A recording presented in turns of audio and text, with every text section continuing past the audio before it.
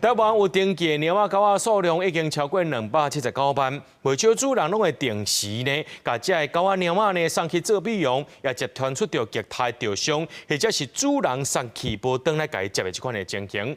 农业部伫5月正式推动宠物美容服务定型化契约，那准碰到这款的情形的时阵呢，就听好照法律来厘清责任，保障业者甲主人的权益。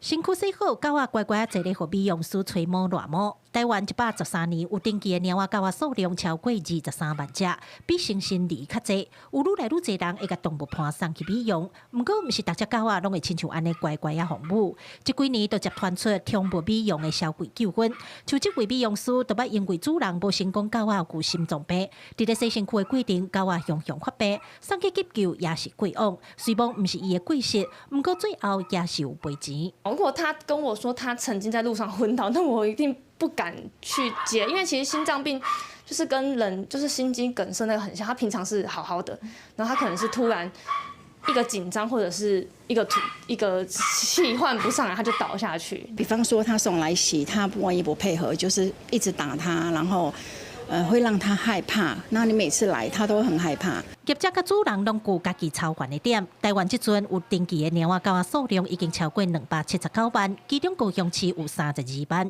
因为消费纠纷的增加，农业部伫5月正式推送宠物美容服务的定型化契约。